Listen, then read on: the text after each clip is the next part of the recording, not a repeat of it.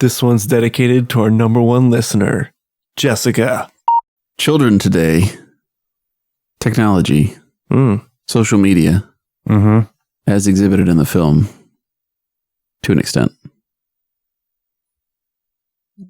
Does technology today allow young people to be more self-absorbed than ever before? And is that a problem?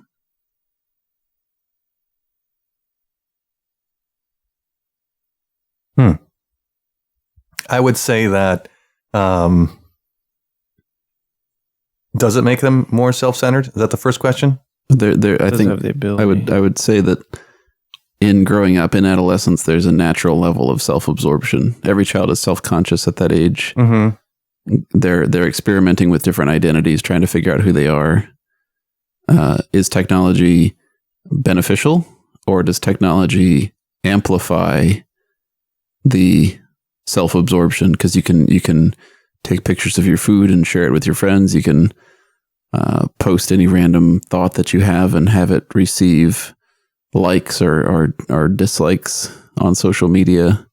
Does technology sort of aid adolescent development or somehow inhibit it? Maybe is a different way of phrasing it. Is technology good for young people? That's a difficult question to answer, honestly. Hard-hitting? It's very hard-hitting. It hit me so hard I can't even answer it. Because we kind of were on the very beginning of that wave. Like we had... I remember when text messaging first kind of started happening and GChat and stuff like that. Yeah. I mean, my personality was never such that I think I would have done much even with modern technology. But I mean, I think it might amplify personal attributes if you're very self-absorbed, and I know that teenagers generally are, but even teenagers that generally don't have that interest, much as yourself, as you described, it may not do much in that category. It's tough because it's on one side of it. I think it broadens your social outlet in the sense that you have access to a lot more information, a larger audience. But on the other hand, it also is socially isolating because you're not physically interacting with them. You're just sort of messaging through the keyboard or through your phone. How does it affect development? I'm not sure. I would say that, it's a double-edged sword, I guess. Yeah, I don't know if it. I guess the way I think about it is I think it gives kids a way of doing or providing their self-identity. Like I think I guess your initial question was whether it allows them to become more self-absorbed. I think it's just a different way of doing what we did as kids. It's like the same attitudes. It's just a different way. Like they interact with it because it gives them it gives them a sense of self-identity. Like at that age, where like even if I had all those tools now, which I guess I do, I'm not drawn to it in the same way because I sort of already know what I am about. But like when you're at that age, like you can sort of create this. You're sort of creating yourself and like what you're all about. And it's like, oh, I can go online, like you said, and post pictures of myself or and I can be, I can have all these selfies, or I can post pictures of food and I'm a foodie and this is who I am and this is my world. These are my friends. It's like really a concrete way of doing it. I felt like the Tyler character in his rapping,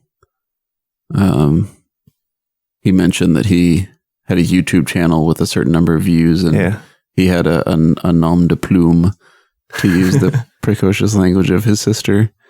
Do you think that was? I thought that was pretty heavily featured. Like there were two or three scenes where he was just rapping. I don't think that was trying to be cute or endearing. I think it was trying to be obnoxious.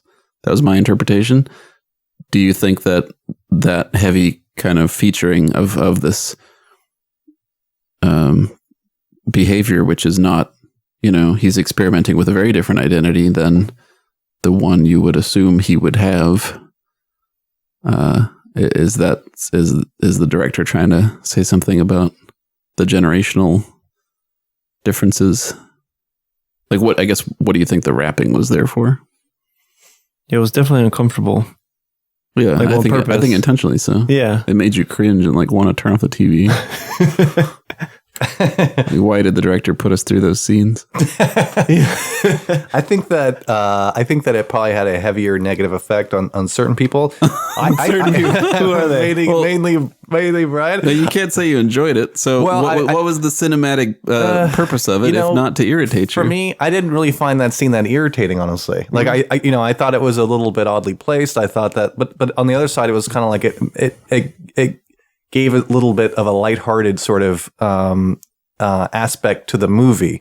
So for me, it didn't really affect me in the same way. I would say that, I guess to sort of stair step off your original concept and using that is that, okay, so now you have the internet, so you can basically develop your own audience. So then you can take a style or a form that you have a desire with, and no matter how horrible or how good it is, it doesn't matter because you can put it out there and you can assume people are going to watch it. An audience of 300 people, which isn't a lot.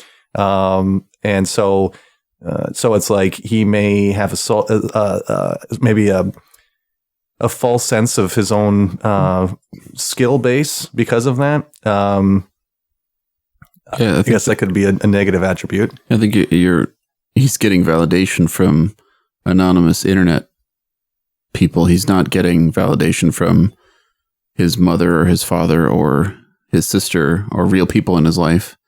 It's the number of views that he has. It's just a number of anonymous people that have clicked on him. Mm-hmm. So it's a very powerful and quantitative validation of this identity that he's chosen, but it's a very unnatural one at the same time, and a very anonymous one, and a very unsocial one. Because it's not about his social grouping.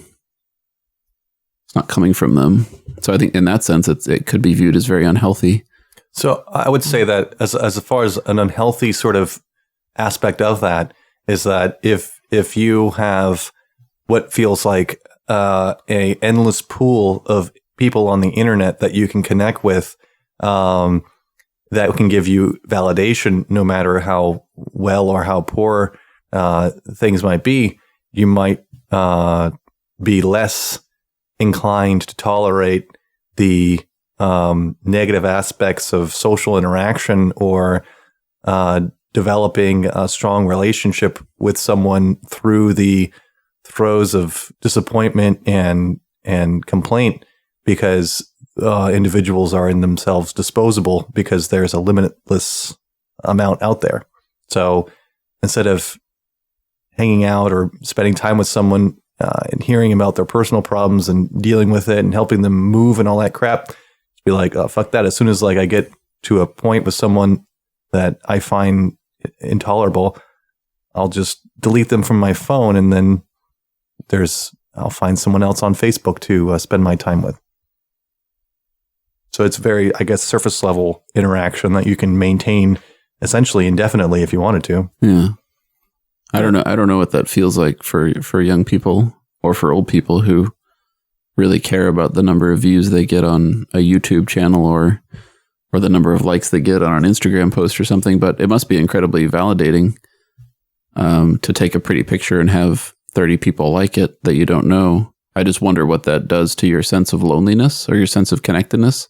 Like if it's true that young people want to feel part of a community, and that community is largely or completely anonymous and electronic, does that satisfy the need? And if so, that need is really like our genetic push to socialize with actual humans is being satisfied electronically and anonymously. What that's going to do to that person down the road or will it do anything down the road to them if they can get their hit that way?